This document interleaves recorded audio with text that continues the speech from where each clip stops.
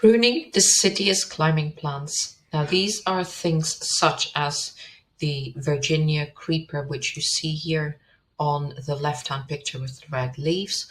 They look absolutely stunning in the autumn. Then there are climbing hydrangeas, which is pictured down the bottom on the right, and the honeysuckle, which people mostly know about. So these are all plants that will drop their leaves in the winter and regrow for the next summer.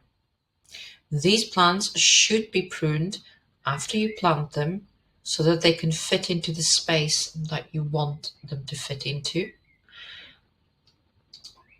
At the same time, also check that there are no dead tips or any damaged stems that need snipping out.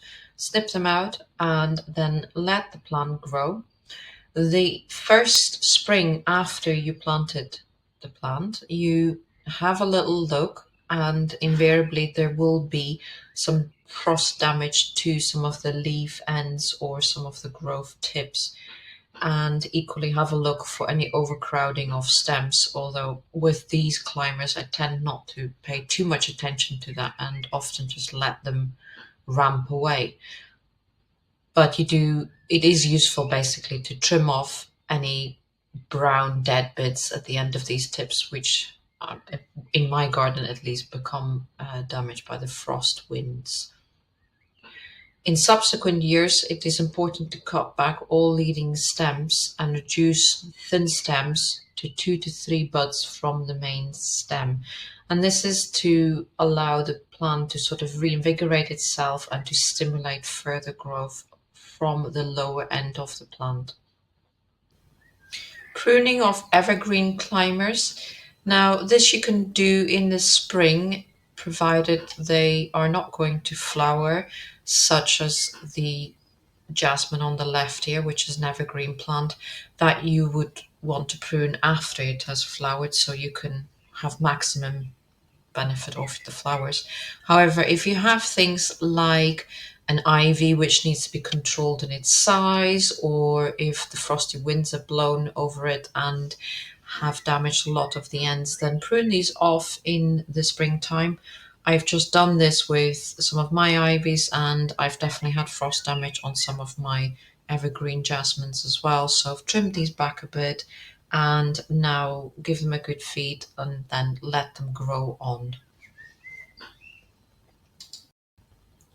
Pruning of Wisteria plants. Now this is important to do because these plants do grow very fast and can become quite rampant and can become very, very heavy on, hanging a heavy weight onto whatever you've attached them to. And for all that they are very beautiful, to be able to let them grow very large and therefore also be very heavy, you will need to plan and think about pruning to reduce the weight in areas, because not all structures can support them at a very heavy weight for a very long time. So if you do want them to grow really big and very long, then I suppose make sure that you have adequate support systems in place to support these plants. Now, when it comes to pruning wisteria, we do a late summer prune and a late winter prune. Late in the summer, you want to cut basically all of this new fresh growth that they have made this year back to about 15 to 20 centimeters away from the main stem. Then you leave them, let them overwinter.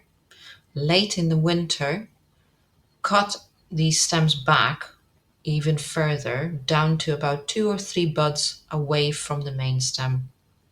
And these will, the following year, they will become the flowering spurs. So from this point, lots of new shoots will shoot out the following year to carry flowers, okay?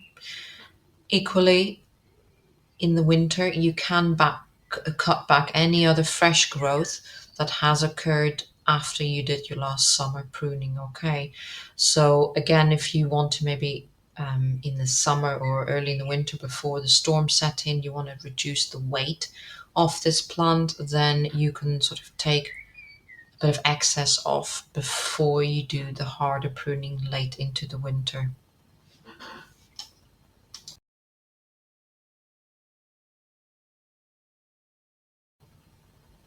Clematis pruning. Now, this can confuse people more than it needs to do. The simplest thing to do is to have a look, when does your clematis flower? Does it flower in the spring, summer, early summer, or mid to late summer?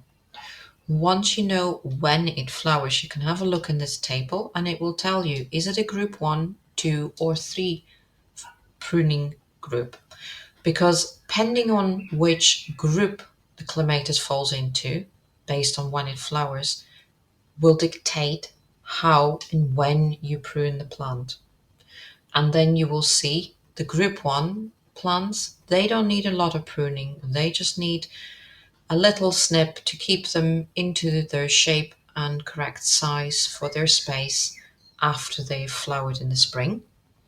Then the group 2s they flower in the late spring to early summer, and sometimes they have a second flush late in the summer. These flower on old and new wood, so prune them lightly late winter or early spring, removing anything that's weak, dead, or damaged. And after they've done their first flush of flowers in the summer, deadhead them in the hope that they will give you a second flush of flowering.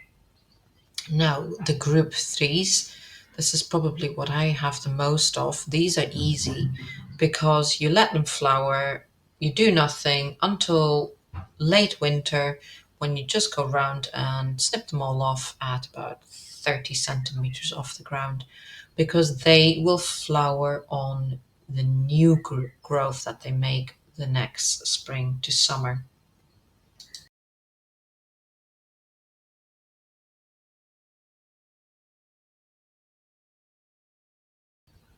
Pruning and training of wall shrubs. Now, typically, this is a plant called pyracantha, also known as firethorn. And in this picture, you can see it's been beautifully done. This is a garden in the Lake District I visited a long time ago. And this shrub is obviously very mature, but I do have a smaller one in my garden. And what you do is, because initially this plant wants to be a shrub, so a bush, a round bush, but we don't want it to do that. We want to make this sort of nice green screen against the wall.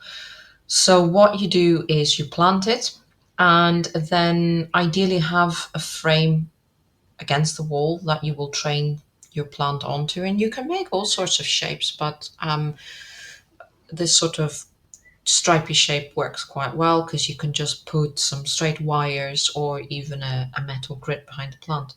And then you tie in the branches that are already in the right places, and ones that you think are just definitely not growing into the right shape, cut them off, tie them the rest in.